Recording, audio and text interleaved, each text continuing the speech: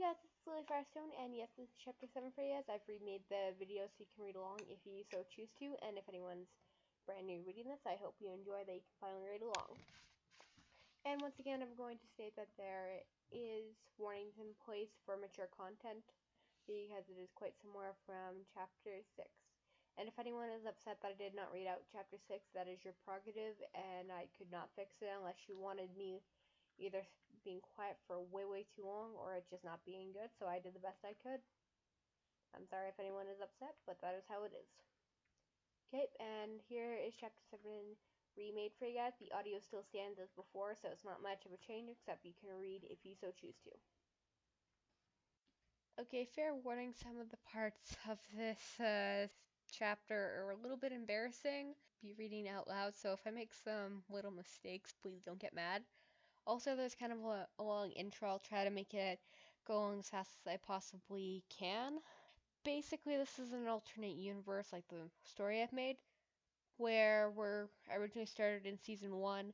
When I started writing this, close to the end of it, then as Season 2, Episode 1 came along, I didn't like how that happened, so I started writing the story. Basically, as you guys remember from the episode Volpina, we get to see Marinette and Tiki go to the Great Guardian, aka Master Fu. Okay, here's the intro portion. After Marinette and Tiki stepped inside Master Fu's home, they started talking about whoever owns the book and the possibility of that person being Hawkmoth. Marinette feared that Adrian could be Hawkmoth, so she didn't tell Master Fu who she saw with the book, only that she found it in the park, and headed over to school, finding out that Adrian was grounded, while under house arrest for losing the book in the first place, and while swiping it. Marinette knew that if she wanted to see Adrian again, she needed to convince Master Fu to give the book back to Mr. Grass. The part where Ladybug tells Shat she knows who Hawkmoth is never happened, in my story context. But if Gabriel was, in fact, Hawkmoth like they suspected, they would need proof. Because if he wasn't Hawkmoth, and if two superheroes tried to interrogate a man who possibly is innocent, you can just guess how that might go down. Legality. So instead, Hawkmoth released another Akuma, and Natalie turned into an Nanny-themed villain and attacked Mr. Grass because Mr. Grass had ordered her to keep an eye on Adrian, but failed to do so. He yelled at her and told her not to allow herself to become angry, and attacked Mr. Grass. So Ladybug and Chat defeated her, and Mr. Grass was still a likely suspect. But Marinette still didn't fully believe that he wasn't Hawkmoth. I know that doesn't really make any sense, but you think about it. If an akumatized villain goes after Mr. Grass, that kind of lowers the expectations, oh wait, he is Hawkmoth. Because in your head, wouldn't you think that Hawkmoth has to be transformed for the villain to actually, like the Akuma, to actually infect someone? That's how that, at least that's how my thinking was when I wrote this. Okay, that rant aside, let's get back into actually reading this. Sorry about that, guys. So she and Master Fu started talking about how they needed proof, but allowed the book to be returned after it was copied, though. So Cat Noir, aka Adrian, could be able to go out and about as a Shat if needed. Sorry, it's really squishy and it's hard to keep track on the same one. Mary returned the book, but asked Mr. Grass not to tell Adrian and left soon after. The next day was when Marinette helped Adrian make a gift for someone. In my head, and as you guys guessed, yes for Ladybug, but that doesn't really matter right now. And as you guys can remember, this whole line I'm getting onto is the info from Chapter 1 of the story. Then the fangirl was turned into a supervillain and attacked Marinette, and then she was standing on her balcony, all that stuff in Chapter 1. Around the time Marinette returned home was the day Shat kissed her, and Marinette forgot everything and focused on what Shat had done. Thanks to amnesia, she doesn't remember the whole thing about talking to Master Fu, as you guys can remember with how the story's been progressing. Originally, Marinette had planned to go out after patrol, on patrol after thinking everything through, and then tell Shat. But then the whole kiss thing happened, and that basically brings you up to speed. I could have rewritten the whole story or done a whole prequel mode, but that wouldn't have been really fun and quite annoying, and would have taken at least 5 more chapters, which I really didn't think you guys wanted to hear all that random stuff. Okay, without any need further rant or intro stuff, let's get straight into this chapter. Adrian slithered his hands down Marinette's stomach until he reached the hem of her shirt.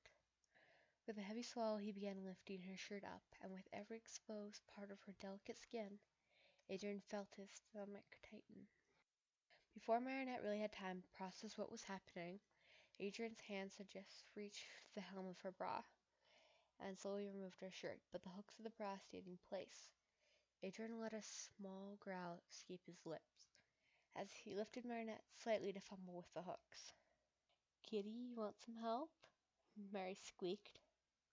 The blonde-haired teen sighed, annoyed with her bra, and finally gave in to her help. "Princess, I want that off." Sorry, it's like really hard to say this with a straight face. "Oh, my kitty's demanding now?" She teased, with her face sent ablaze with embarrassment for her being the only one shirtless. "I'll take it off if you take your shirt off too."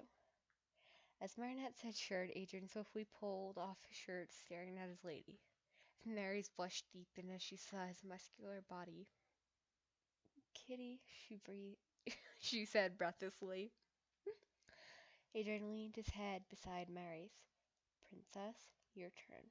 You have 5 seconds before I tear that thing off," he whispered in her ear. Sorry, it's kind of hilarious. I'm trying not to laugh. Mary pushed him away and sat up, unhooked her bra and let it fall as Adrian soaked it in her beauty. Oh my god, I'm sorry. I'm trying to be professional, but it's impossible. "Adrian, you're staring." Princess, who wouldn't want to see the loveliest woman in the world? He flirted as his hand reached for her cleavage. But Mary stopped him with a teasing grin. "Kitty, if you want to touch, you have to earn it," she flirted. "Oh, you have no idea what you're doing to me." Marinette slowly wrapped her arms around Adrian's neck and whispered into his ear, "Take things slow or no touching." Marinette held him a little too close for Adrian's liking. "Princess, I would never dream of going fast. I want to enjoy every moment of our time together," he whispered in Mary's ear. "Kitty, don't get too ahead of yourself," she blushed, still having a grip around his neck. Adrian lowered Marinette onto her back again, as his hands inched closer to her chest. Mary let go of Adrian's neck and let his hands begin to roam again. His warm hands rubbed around her hips, gliding slowly higher with such care, reaching ever closer to his desired target. Meanwhile, as the two teens explored each other's bodies, their kwamis were sitting in the lower area of Mary's room, reconnecting. "Plague, I can't believe you, allowing Adrian to kiss Marinette like that. You're lucky that your chosen isn't tied on top of the Eiffel Tower," Tiki quietly yelled at Plague. "Calm down, I told the kid not to, but he didn't listen. Trust me, I yelled at him for that." But you can still take a crack at it," Plague defended, half scared she'd would take things out on him. "I'm sorry, it's Oh, I plan to scold that boy until he gets things through that thick skull of his. Neither of you imbeciles will be clear for a while. Oh, so help me God, you're lucky Marinette is here, or the power of my Miraculous would be the only thing that would save you two idiots." The red Kwame threatened the cat. I'm sorry, but this is hilarious. Thinking that this would actually go down. Plague trembled, terrified of the red spotted friend fuming in front of him. "Kid, you're on your own if she goes ballistic. I'm not getting my tail pulled by her again. Or my chosen's causing me trouble." Now, Tiki, you can't kill me or the kid unless you want Hawkmoth to win or break your chosen's heart, do you?" He timidly tried to be the voice of reason, and failing miserably. "Oh no, I wouldn't kill you two. That's way too easy," she said with an eerie voice. "I'm so gonna kill the kid if I survive Tiki's retribution," Plague thought, as Plague feared what Tiki might do. Up above, the two heard Marinette squeaked out, "Adrian, hey, you shouldn't look there."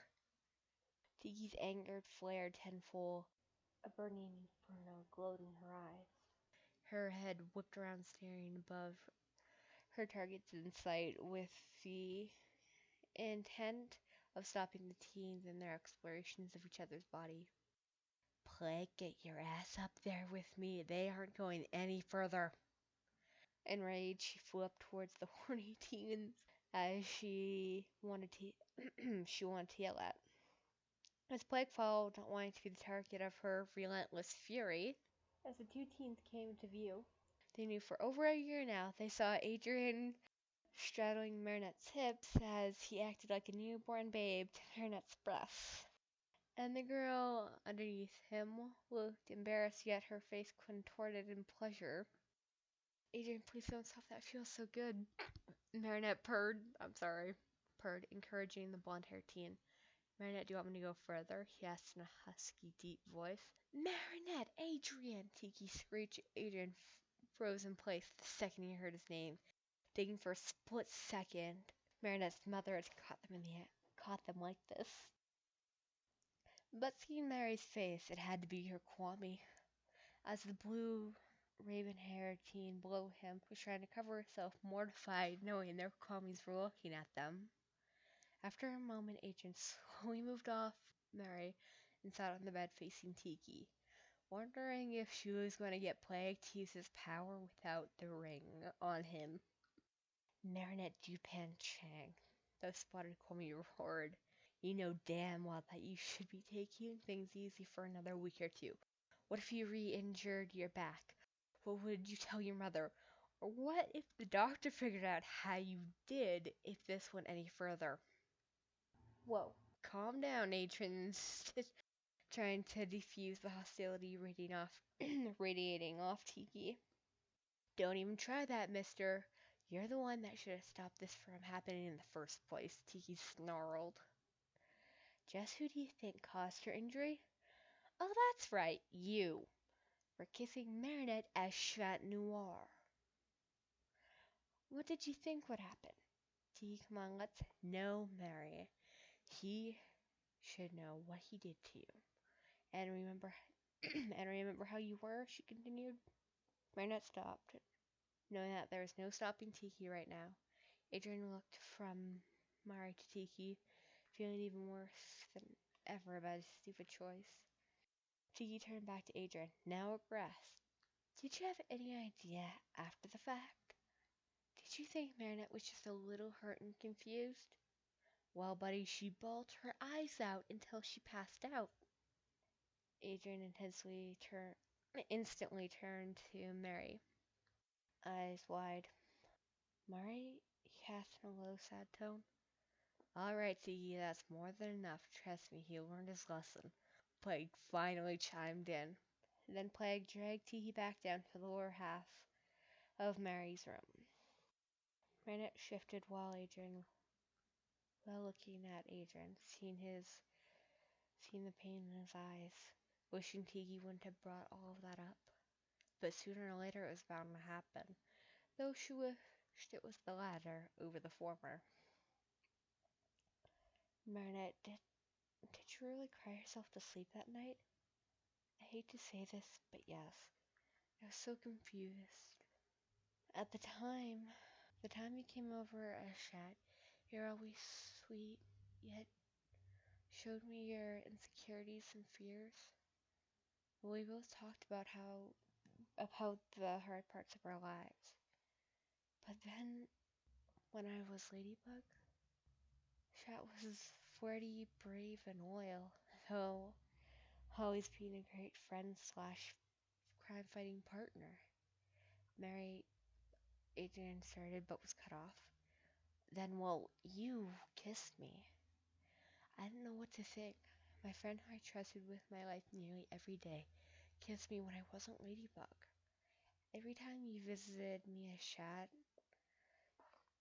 and it was just me. It was nice to talk to you without having to worry about if someone was possibly in danger. All I could think about was the person I trusted so much, no matter who I was, just shattered everything I thought I knew about you. The thing I knew was you'd never done anything but flirt, not going over that boundary. But you did. Mary, I'm so sorry. I know what I did hurt you, both emotionally and later physically. If I could turn back time and change what I did, I'd do it in a heartbeat, but I can't. All I can do is try to rebuild our trust. I know it'll take time, but no matter how long, I'll wait until we can become more than friends. Can be more than friends. Thank you.